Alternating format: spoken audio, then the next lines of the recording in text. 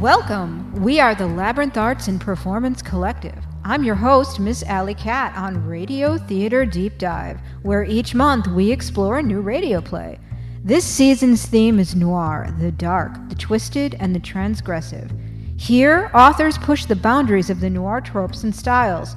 After the play, the creators and guests unravel the genre as we dissect the work. Today's featured play is The Temp That Killed CEO Jerry Landis, an office noir based on current and possible events.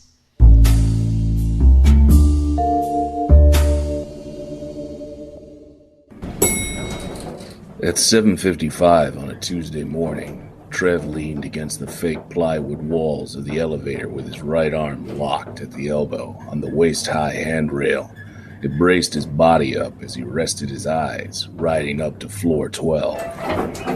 Okay, buddy. You figure you have at least 2 minutes on the waiting room couch to wake up until what's-her-name for the day comes out to get you. Got it? Get it. Charlie, the office manager, stood waiting for him at the entrance on the balls of her feet, eager to work, wearing a formal gray blazer, matching skirt, and NYX purple blaze eyeliner. She stood between Trev and the front desk. Trev saw through the sliding partition, over the surface edge, the headrest of the swivel chair peeking up at him. Hey, you're here. Welcome, welcome, welcome. Damn it.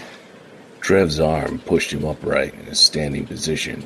He breathed in, balanced himself, widened his eyes, and let his legs walk him out. Looks like someone here came in ready to work. Good morning. You must be Charlie D'Angelo from the emails. You must be Trevor Scoopian from the Klossner Group. I guess I must be. I'm Charlie, the office manager, and the queen of everything you see and hear. Welcome to today. You, Mr. Sir, have gotten famous around here for your glowing references, spotless background check, and a drug test as pure as God's first falling snowflake. That can't be true, Trev thought to himself, still buzzed for the morning. You might want to take off your tie. Oh, shoot.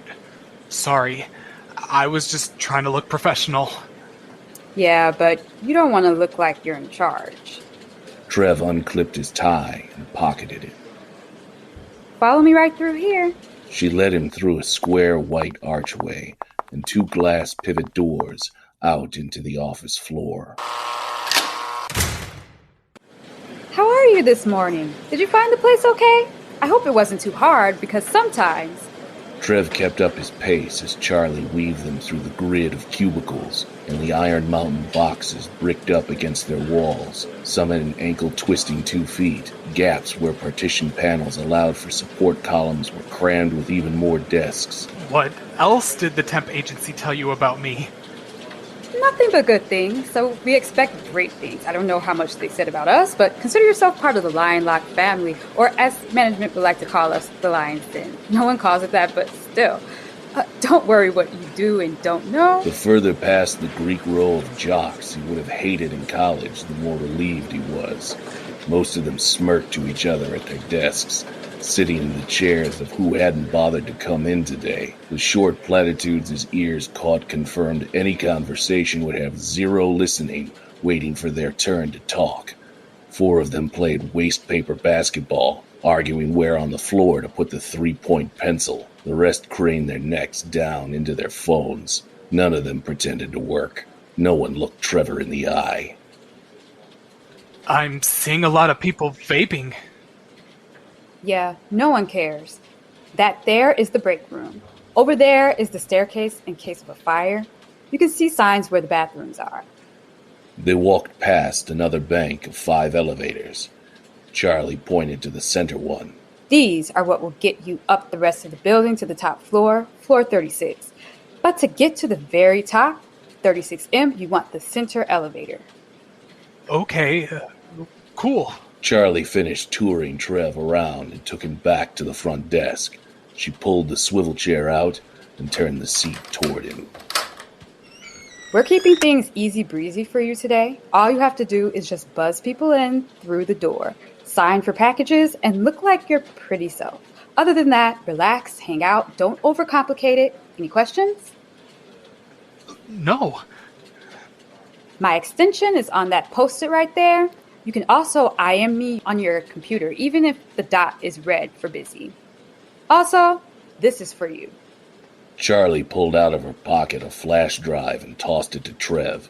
He caught it and saw that it was encased in eraser rubber, shaped like their logo, a lion with yellow fur and a brown mane. Printed on the back was the name Lion Lock, as well as their website and social media handles. She left. He slumped into the swivel chair. Trev needed to take a moment and stare up into the fluorescence, letting the light shoot into his eyes.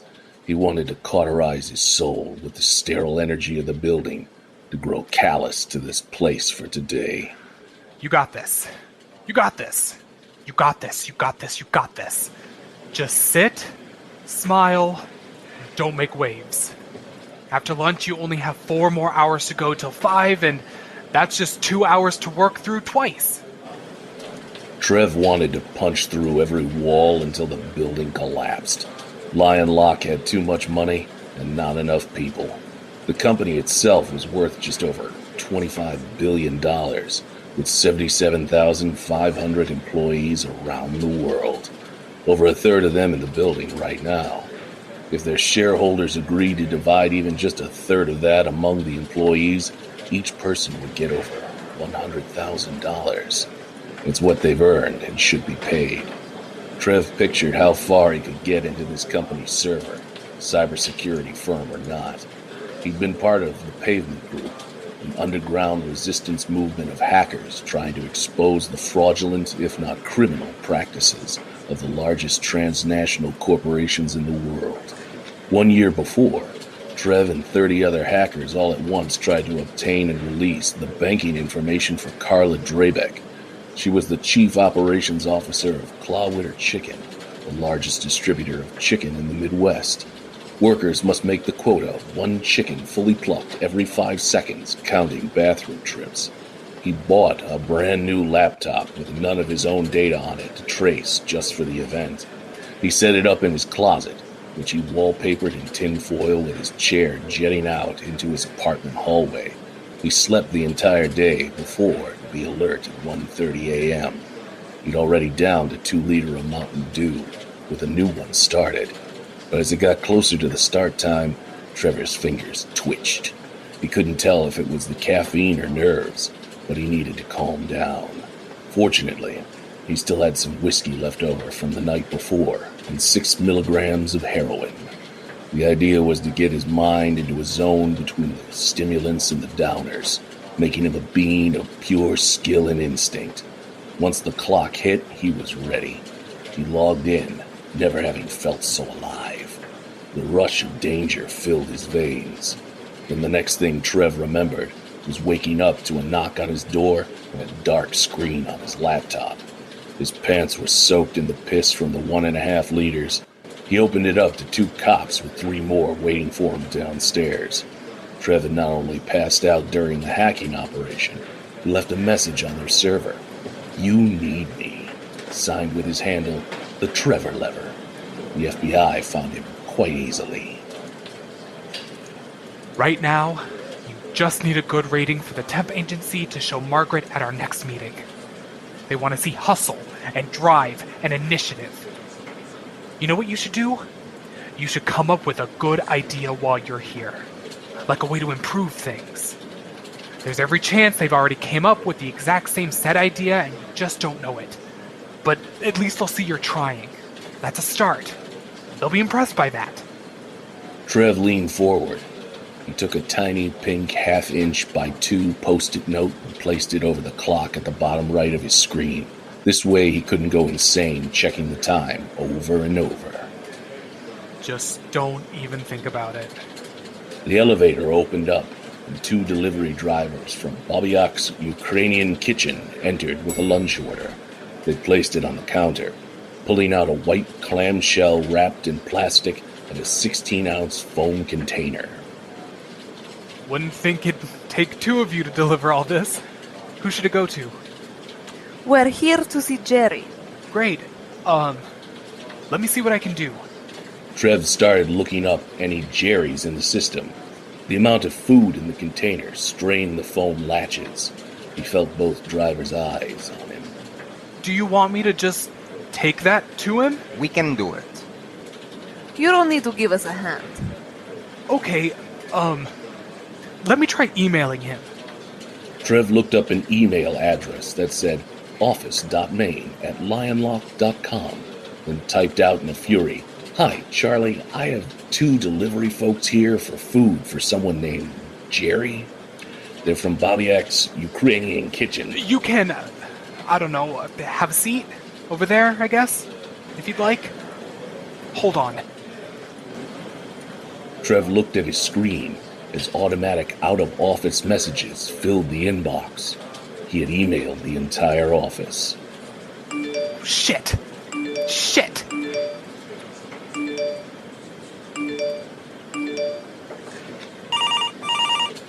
Excuse me for one moment, y'all. He picked the receiver up and pushed the button for line 1, but that put line 1 on hold.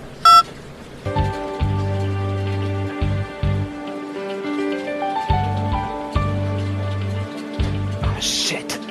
Hold on. One moment, guys. I just need to call this person back. Come on, pick up.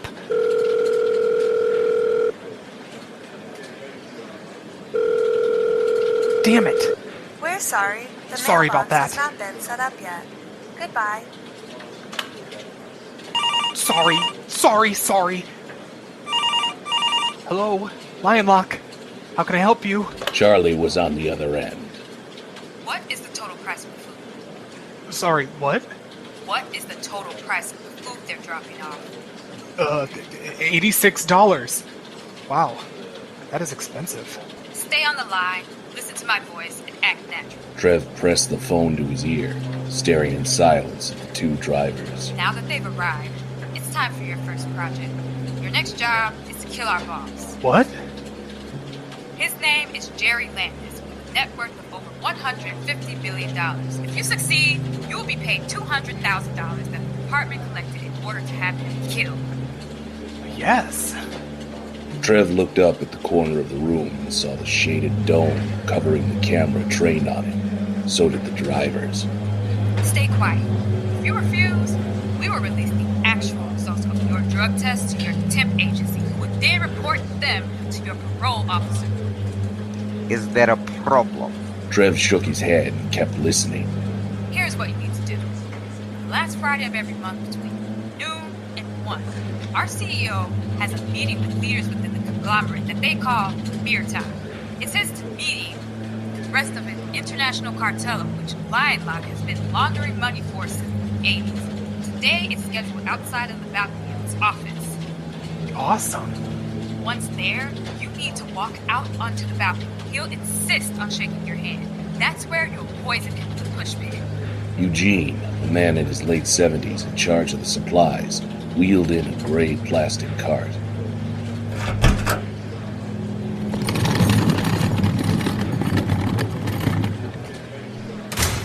Pulled out a clear plastic box of yellow pushpins. In the center, a lone red one. Keeping his head down, he put the red one on the table, then pushed the cart back through the door. He made sure the lock made a click. Hold the red pushpin in between the notch of your index and middle finger. When Jerry shakes your hand, the pin will inject a dose of ephedrine into the system. Don't worry.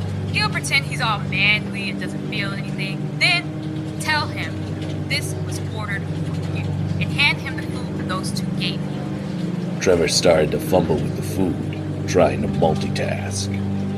The ephedrine will cause his heart to accelerate and he'll think this is why. Tell him he needs to use what's in the package to transfer access to a Central American bank account. After that, tell him his only option left is to climb over the rail of the balcony and jump off. He'll have no other choice between the cartel and the FBI. Once it's done, the custodian will arrive with a trash cart for you to hide in. He'll roll you to the service elevator and take you down to the loading dock, where you'll slip out without notice. I'll be waiting for you at the Starbucks across the street from the east end of the alley with your money.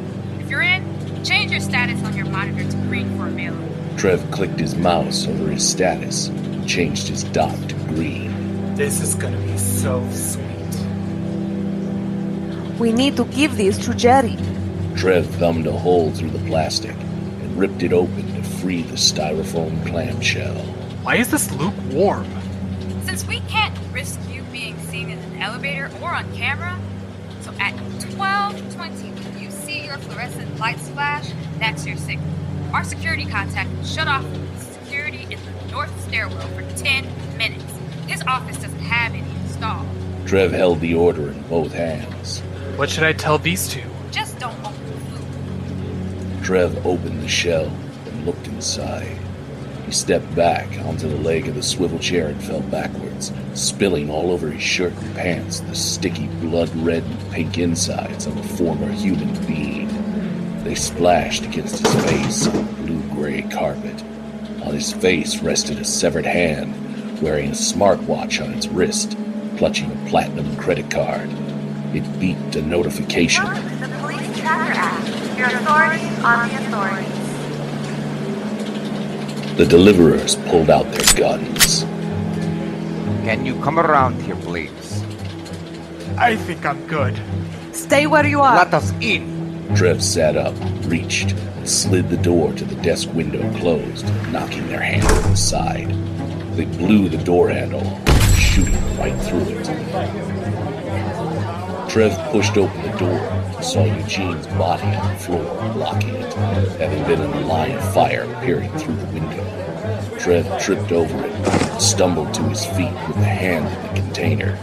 He looked back at the assassins trying to get in without making even more noise. They ran to find another way. Trev looked across the acres of desks that covered the entire floor. On the other side, easily 130 feet away, was the red glow of an exit sign pointing out. Going around either side was too long. The fastest way from one point to the next. Trev carried the hand across the floor, covered in blood and guts. He fought every urge to run, forcing himself to speed walk as fast as he could, pretending he was inconspicuous. Just pretend this looks completely normal. It's like a Bavarian fire drill. More and more employees looked up as he walked by, alerted by the shots fired. Trev saw security guards and a guy pointing them towards him. The scanner went off. Area units, please respond to shots fired at the Lion Lawn building. Area units, please respond to shots fired at the Lion Lawn building. Fuck! Trev banked right, running deeper into the cubes. Trev picked up the pace as he looked back and saw more running, faster to intercept him. They kept him from seeing the lady who stuck out her ankle and tripped him.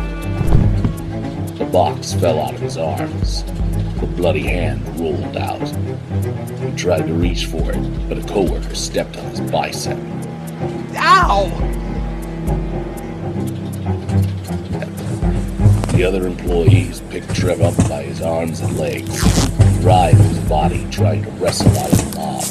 They carried his body to a rolling table and landed him on it, grabbing the packaging tape to tie down his limbs. Keep this hand free. Two of them wheeled over the industrial paper shredder. Roll him over here. This thing's strong enough to shred a bowling ball. They grabbed his right hand and stretched out his arm. What the fuck? Get off me! One lowered his head to Trev's ear. You messed up, buddy. And someone needs to go down for it. Who?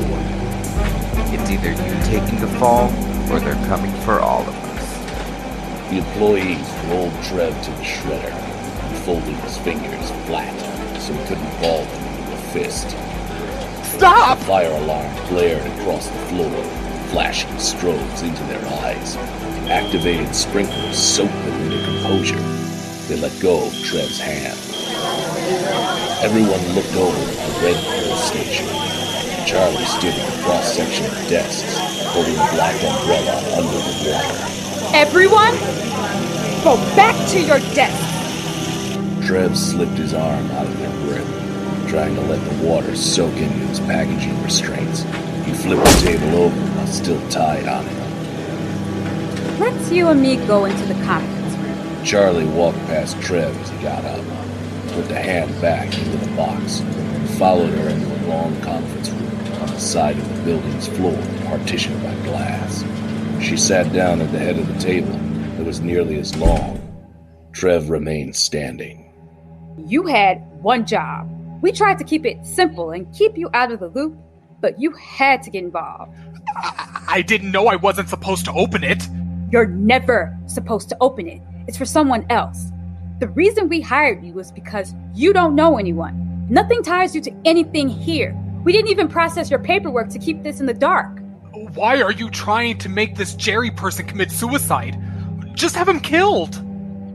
More units are requested at the Lion Lock building. I repeat, more units are needed at the Company Lion is Lock just building. a cover for the cartel, of which Jerry has been skimming off of for years. He needs to take the fall so they don't start coming for the rest of us.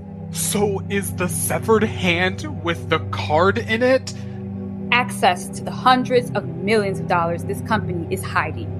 Meaning it belongs to... Our CFO. Where are the two guys from out front? Still waiting for us to give them a flash drive full of routing numbers to get the money.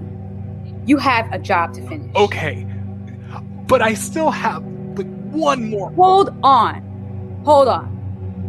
You still look like shit. Through that door is the CFO's office. Grab a change of clothes. Trev walked to the door over Charlie's shoulder. He entered the office of the dead CFO. Decorations included diplomas, a few awards, pictures of his family, now fatherless, and 6 White Sox pendants. There's suits in the closet. Grab one that'll make you look smart. Trev slid open the light blue closet door and found hanging 4 medium gray suit jackets. The sleeves were too short. He found a mirror and tried to make himself look somewhat presentable. He clipped his tie back on. Come on, let's go. They walked out the room and back across the office floor, Trev holding the boxed hand out front. Employees continued to clean up and dry off their equipment, side-eyeing Trev as he passed. The two of them got to the bank of elevators. Charlie kept pushing the up button, hoping the next one would be the middle one. Trev looked around, very exposed. The middle one finally opened. They got on. Push the button for the top floor. They got to the top and stepped off into the middle of a hallway with exits at each end. Directly in front of them was Jerry's office, walled off by glass from floor to ceiling. Looking in and past the next glass wall on the other end was the boss's balcony. Trev pushed in the magnetic touch latch on the glass door and pulled the door open.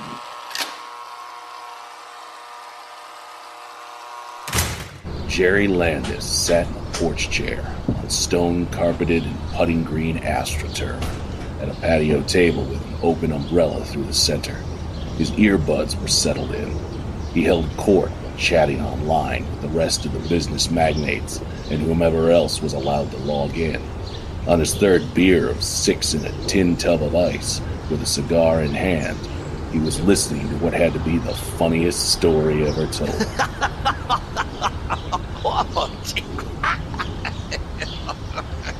This asshole. Trev thought about the tens of millions, if not billions, this guy probably has when his employees could barely make it. His own company hired a guy to kill him. Trev walked up to Jerry at the table with the pin in his right hand, the box in his left. He put on his most professional voice. Good afternoon, Mr. Landis. Oh, hi. Sorry, let me take these out. Guys, one moment. Oh, hi, I'm Jerry. You new here? Jerry put out his right hand. Trev grabbed it. Jerry squeezed Trev's palm to the bones, but didn't react to the ephedrine prick. Just a temp for the day, sir. Here's your lunch. Jerry took the box, looked inside, then went back to his meeting. Trev continued to listen to him talk. No, it's just lunch. My accounting department decided to waste money on one full warm body just to walk it up to me. Trev listened with nothing but contempt. That's why you gotta keep an eye on everyone. Most people are too stupid with money. Trev saw the 3 other beers icing in the tin pan. They deserve what they get. Trev picked up a bottle and smacked it across Jerry's head. He thought it would shatter, and then make a blade. Jerry pulled a gun out from under the table and pointed it at Trev. He looked at his laptop screen, knowing Trev was afraid to move. Hey guys, watch this. Trev stepped forward, leaned his forehead to the end of the barrel, and looked Jerry in the eyes. Fucking do it. Jerry hesitated, surprised. He looked back and he screamed to everyone else. Trev took the moment to push the gun from his head. He used his forearm to buckle Jerry's elbow. Jerry's grip retracted. Trev grabbed the gun. He turned it in his hands and pointed it at Jerry. Keep the screen up and the camera on so they can see this. How do you shoot that thing? Let's see if you even know. Jerry pulled out his phone and pushed a button to call.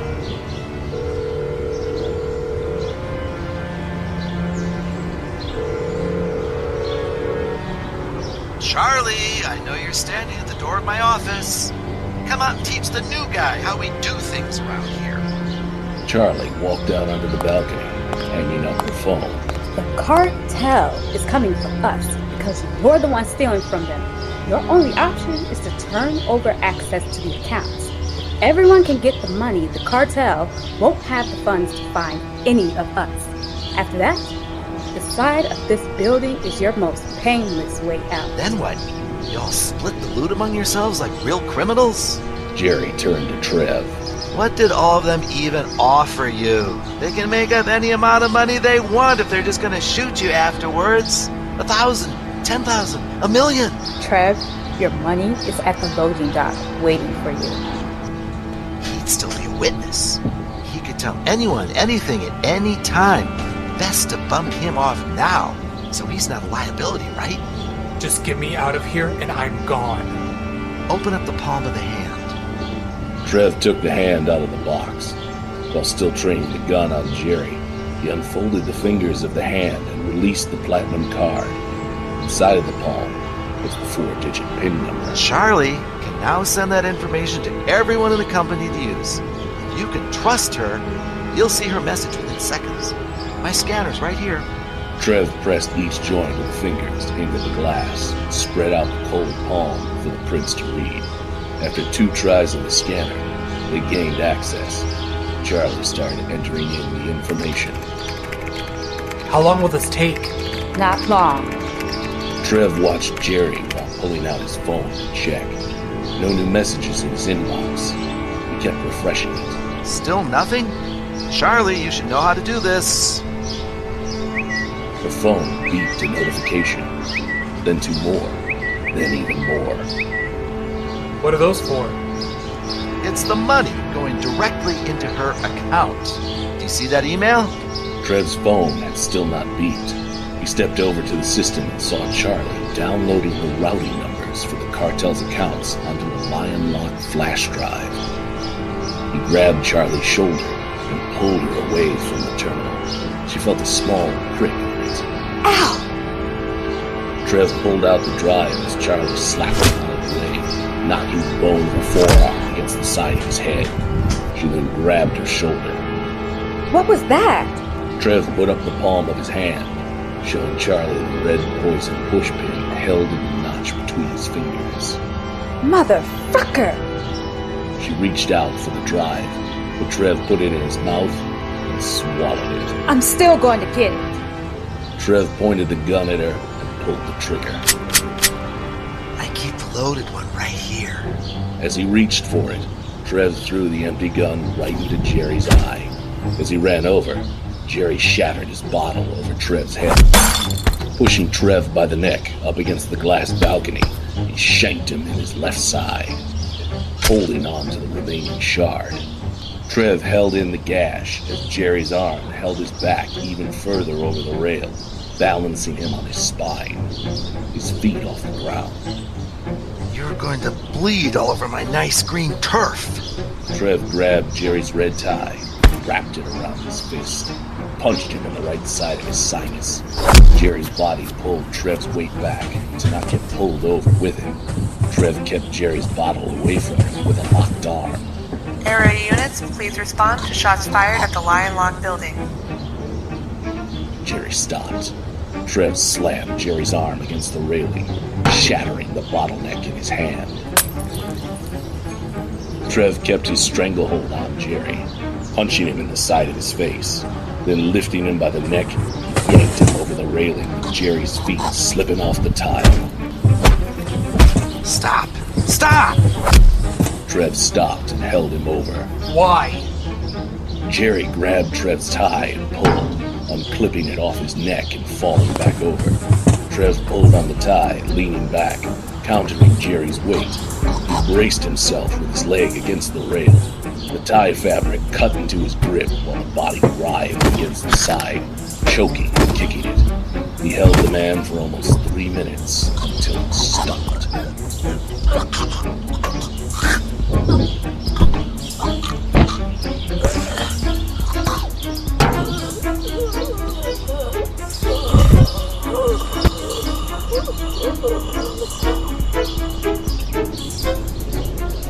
We have to get out of here. You're shaking. You drugged me. Give me your arm. Trev tied the body to the railing with a half-inch and left it dangling off the side of the building, overlooking the view he paid for. As the ephedrine filled her system, Charlie managed to water Trev out of the office into the service elevator as he held on to her. They rode it all the way down to the loading dock. Outside, they heard the sirens of more and more police surrounding the perimeter.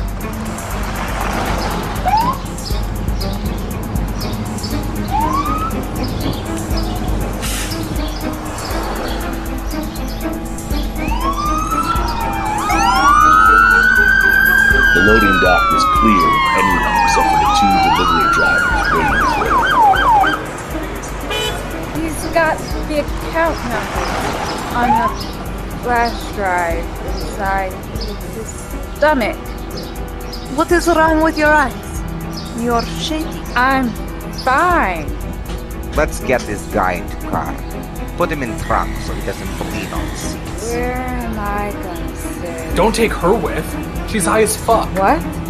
He grabbed her chin to look in her eyes. We don't work with junkies. He shot Charlie in the chest. Throw her in dumpster. I'll put him in trunk. He put a hood over Trev's head, opened the back of the trunk, pushed him down inside. Don't worry, buddy. We have plenty of work to do. Trev held on to his side, keeping as much blood as he could in his body, as the car engine turned over, took him down the alley, and turned right, away from the building.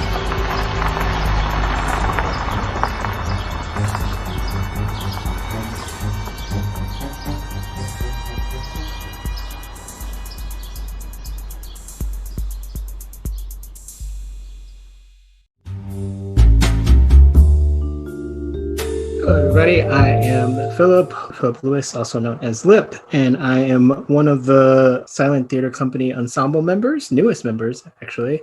I am a writer, just finished a project that will be coming out soon that is a radio drama, and I'm excited to talk about this piece. Let's go to Tonika Todorova. Hi, everyone. I am also from Silent Theater. I'm one of the original members.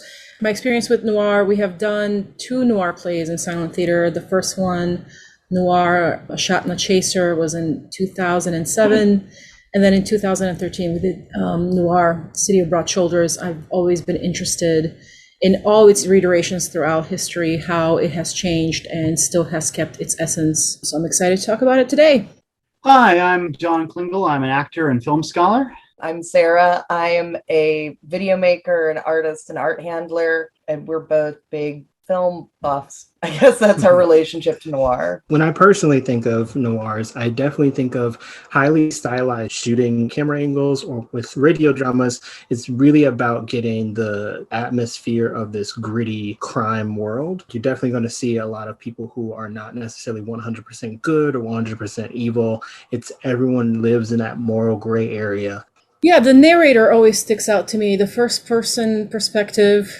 I also love the language. You know, there's a lot of allegories, she entered my office like a 45 Magnum, that sort of thing. But it's usually very violent. Yeah. It's universally pessimistic and often even bordering on nihilistic.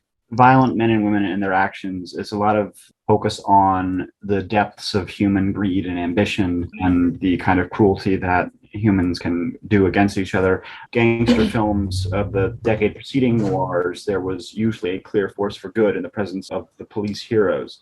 But in the noir films of the 40s and 50s, there often was not an unambiguous side of goodness. It's typically focuses on these stories that in their hearts are like pulpy and salacious, but a lot of times come out of this peeling back this veneer of banality. They usually start as these stories that are very sort of like inconspicuous, and as the tale goes on, it dips deeper into this like seedy and corrupt underworld. Talk to me about what you thought of this noir as situated within, kind of today's contemporary genre or any social, cultural.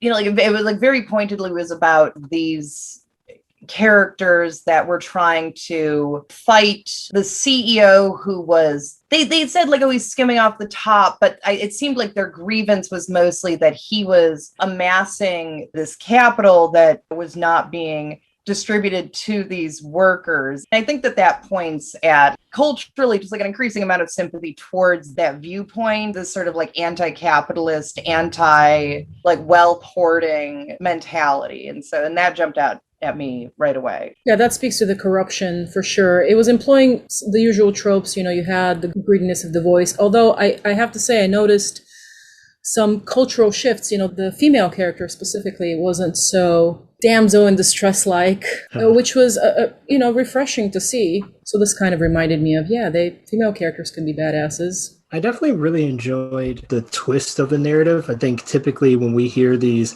like 1940s up until like the 80s form of noir, the mysterious other, there was a lot of otherisms that were happening at that time. So I like the idea that discussion of the cartel specifically was something so ingrained with the bureaucracy of a job that this felt very like blue collar job mixed with like this seedy underbelly that actually created an interesting commentary.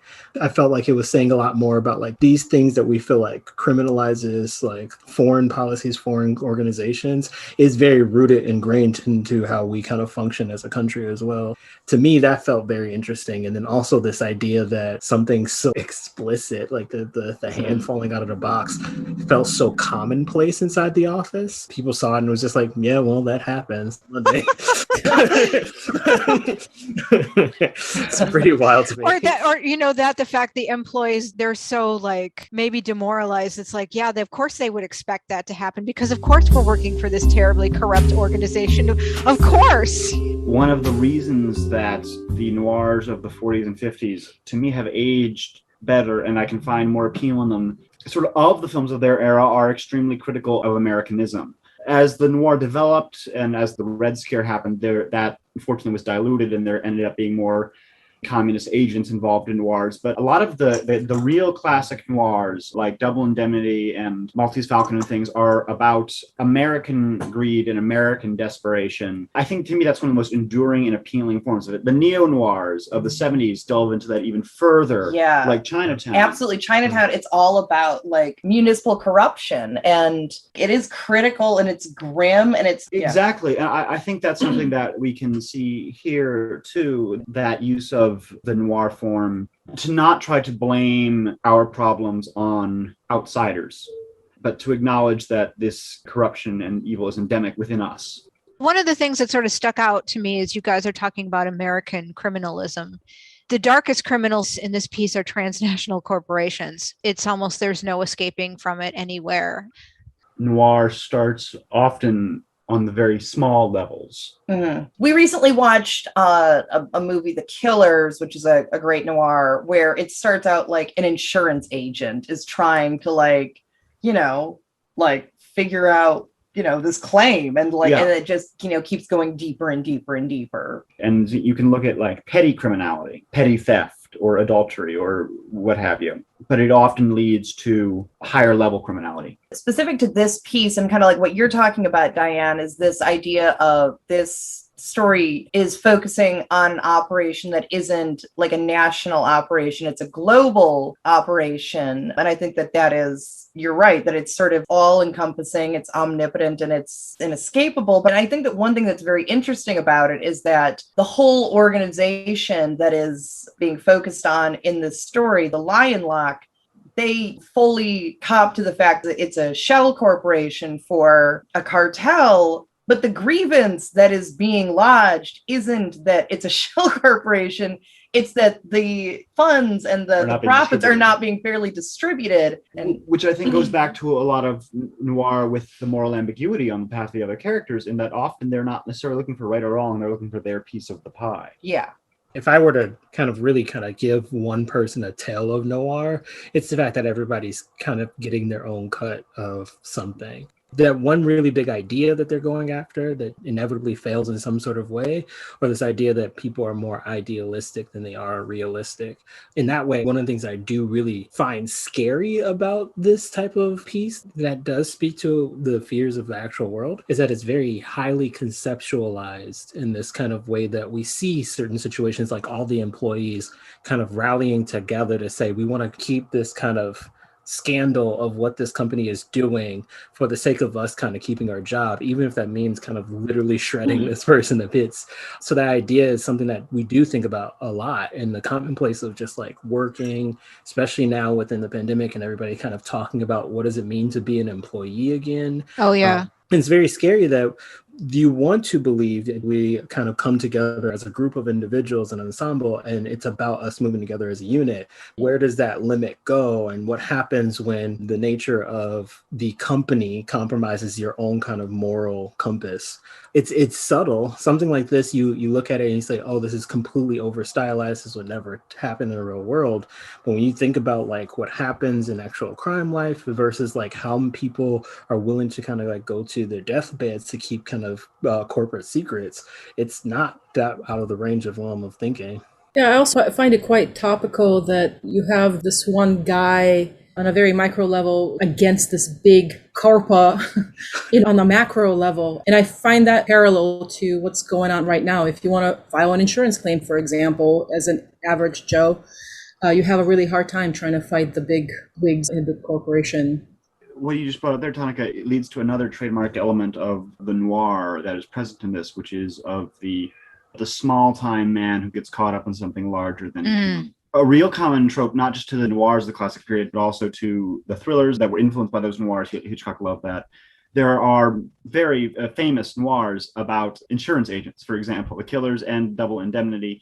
Sarah was telling me about how Jake in Chinatown is just doing small-time PI. He's a PI. He's a PI who like mostly busting people having affairs. Exactly. These small-time PIs or what have you, ending up willingly or unwillingly fighting against something that they possibly can't really win against. In Chinatown, famously, it's a loss. Forget it, Jake. It's Chinatown. It's a lost cause from the beginning. Very common and really critical element of noir that we see present in this that also reflects the political themes as well. So what popped in my mind just real quick, you guys, of course, I'm going to go to the psychological because I always do. This sort of confluence between criminality and agency. When you're living in a world where it's very hard to execute agency in a free way, truly, sometimes criminality is really the only other choice. And I'm wondering if this isn't a reflection of a frustration of the will's ability to act truly freely in the world. Yeah, a person's got to be free to this constant fight these days about, for example, stealing. It's such a common thing, thieving.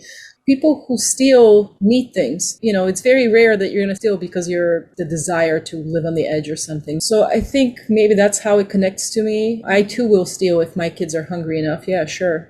You can call me a criminal about it. I did a lot of reading recently. One of my favorite philosophers, as well as one of my favorite stories, is Rollo May. I was reading this book, The Courage to Create, at the same time that I was kind of revisiting a lot of Martin McDonough's kind of work, who to me I feel like is not necessarily quintessential noir, but I think he definitely plays with the form. It talks about this idea of like, what is the difference between a saint, an artist, and a thief? Because they all kind of mold and shape society as we see it. And then looking at how Rollo May kind of sees it, that there is the only thing that really changes anyone's kind of perspective or moral compass is just circumstance. So for some people, you can easily become a rabbi, you can easily become a drug cartel leader, you could become just somebody who ends up writing a play about it. And there's always that question of, was that a part of the collective consciousness? Is it something that I was like always destined to do? Or is this something that if I not picked up that nickel on the street that one time, I would have had a completely different life? When I think about crime and criminality, I think that concept in and of itself can be really complicated. Crime kind of falls into these two different categories where it's like an ethical, moral perspective, and then what is like legally or societally designated as crime. And in that sense, crime falls within these very specific parameters, but is often deliberately orchestrated. Things are made criminal in order to continue benefiting the systems that are already in place to like fight crime. And it's something we see a lot that very much obviously impacts marginalized communities, specifically communities of color. And I think that when we talk about criminality, I think it's like important to sort of think about like what that means from like a manufactured perspective. Like, what is crime?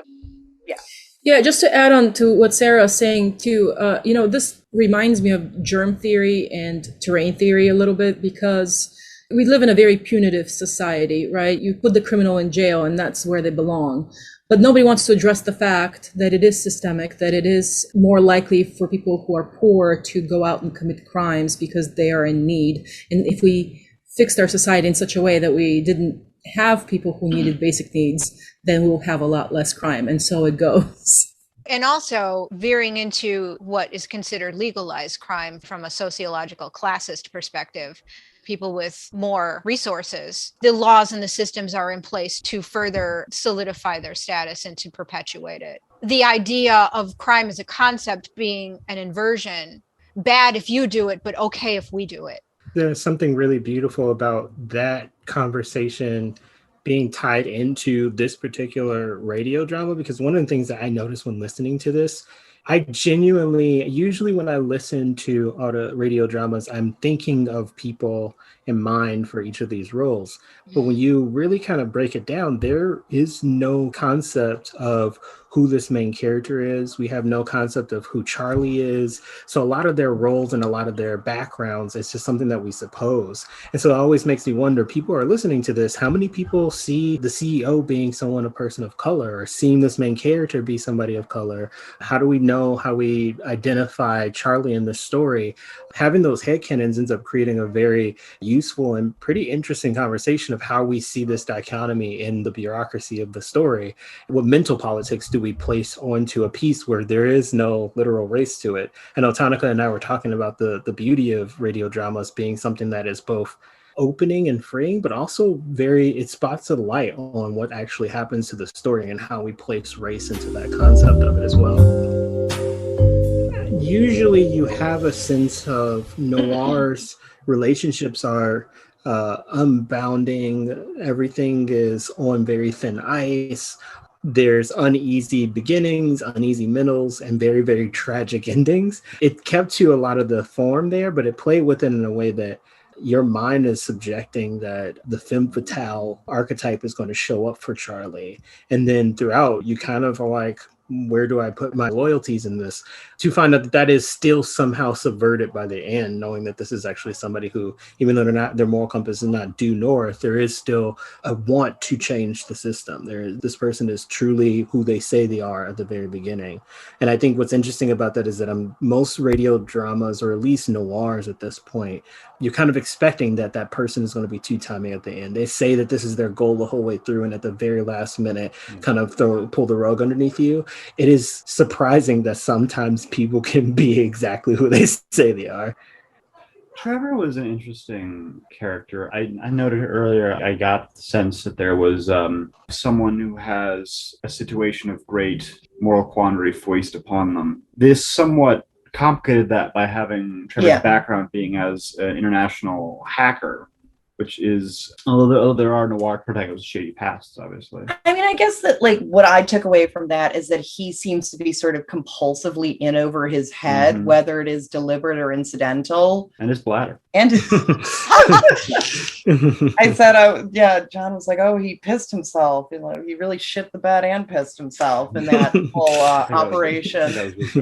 I think that he maybe has a grander idea of himself than he is actually, has the potential to live up to, at least in the beginning. And then he does sort of bring it with his eventual confrontation with Jerry Landis. And I think that is indicated by just his own like physical shortcomings, being sort of weirdly granted the second chance. Yeah.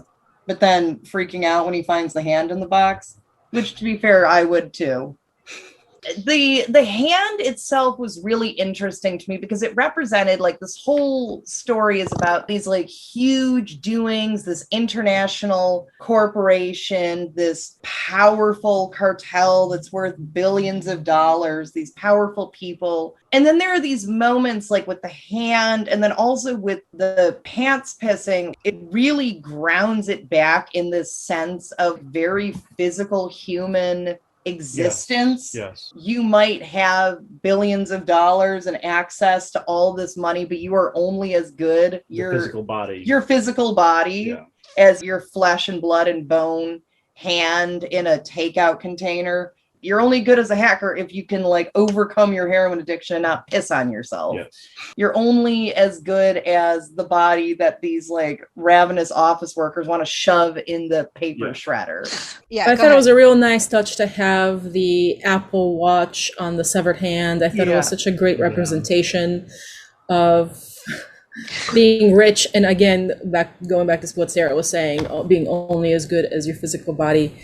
I found Trevor a little unusual in the sense that you got 10 seconds, you have to go kill the CEO. Even if with somebody with moral ambiguity, if we didn't have any kind of background on this character, I'd be like, Trevor, don't do it. It doesn't matter how much money they're going to give you. They're also definitely not. They're like, he's worth billions of dollars. We will give you 200,000. It's like, you can probably negotiate a little bit. Like, I know you work for a temp agency, but like, you're about to go. It's his first day. Yeah. It's his first day. I know he can't negotiate the raise yet. Yeah. Probationary period is over. As a long-time temp, you don't want to. So yeah, what really struck me about his character, and it's interesting in the casting of it, is that he seems like this almost hapless, innocent guy in a way, but because he's a nerd, or he's like this nerdy guy, he's actually not. He's just very intelligent in just how he applies that.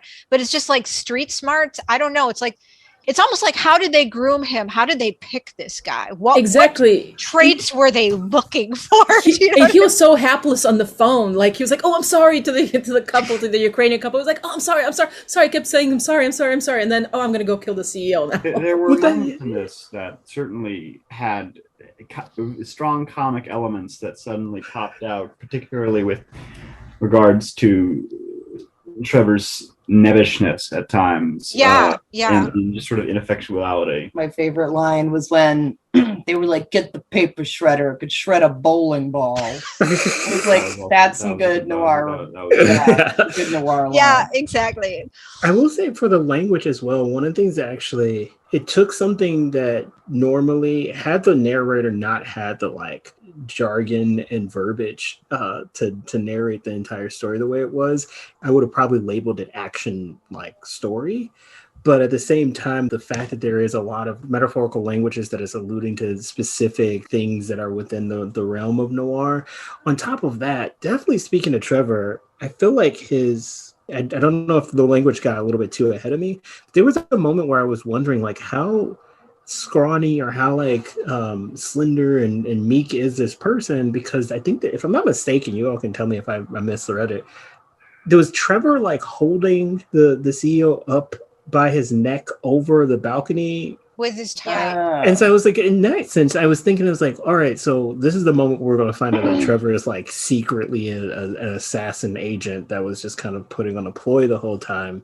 But then by the end, I was just like, okay, so maybe he's just like really meek and the drugs hit real hard in that moment. That's the adrenaline rush. Yeah, I felt like in that moment I was wondering if this is going to be another kind of unmasking.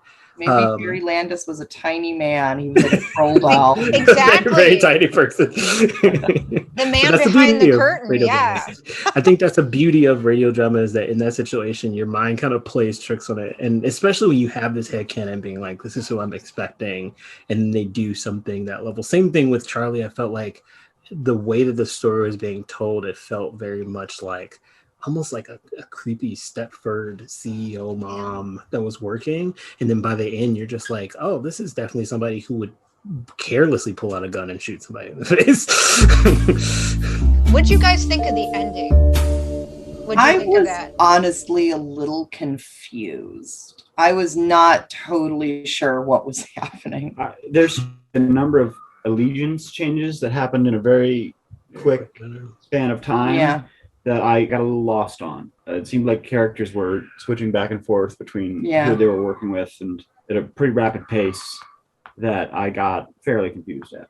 Which is, again, I mean, that sort of backstabbing and sudden twists in Dana Moe's are classic elements of the noir. This one, very rapid stuff. Well, I feel like they were also introducing a lot of characters within the last like 5 probably minutes of the show. Yeah. And so you get the sense that you're like, I know there's going to be more emotional changes between now and the end. But I think what ended up happening, which I think speaks to what, I don't want to speak for the entirety of the viewership of entertainment, but I feel like at this point people are now anticipating the sense of like that twist at the end. We're going to have that red wedding. We're going to have that moment where we're like not anticipating that that thing that we don't want to happen is going to end up happening. But in this one, I think because there was so much knowledge that anticipation is kind of a standard in viewership now, there were some moments where I felt like some boxes were being checked, but at the other time I felt like it was like, I really want to fight against that and still kind of keep true to form to a story. But I think in that way, it didn't really commit to one or the other. I think that I kind of filled in the blanks in between. I could even provide maybe several even reasons why that might have happened for myself. It definitely sets itself up that it wants to be more than just this one episode. Yeah. Okay, so they throw him in the trunk. They're obviously keeping him alive for some reason, but what are they going to do with him afterwards?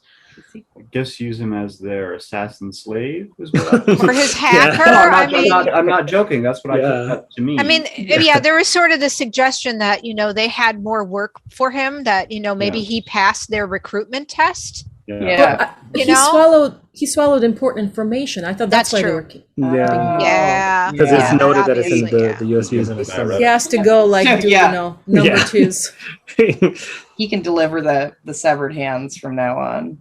That's It sort of pushed the boundaries for noir for me, because I think that some of the tropes concerning, your lead character, as you're wondering about his competence, especially in the world of technology, competence is not necessarily based on, brawn or the things it was in the past noirs. This is more, what do you know and how can you apply it to get into a server or whatever, and how that's become a more valuable skill is interesting, and how technology is sort of used and utilized to facilitate the crime or the communication about it or the hiding of it or the funneling of funds or whatever.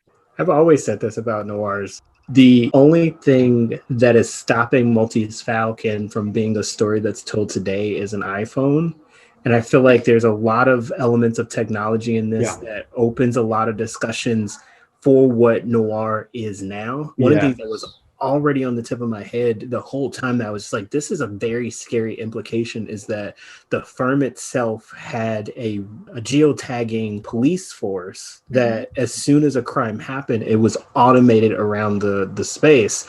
And to me, I'm just like, it gave me a little level of like Minority Report discussion of like, as soon as a crime happens, are there people swarming into the space so you have zero time to kind of have that thought? It did add a lot of stakes into the story, but at the same time, we're also talking about the idea of a severed hand with an iPhone on it. We're talking about people who have cell phone conversations now. Everything can happen through text.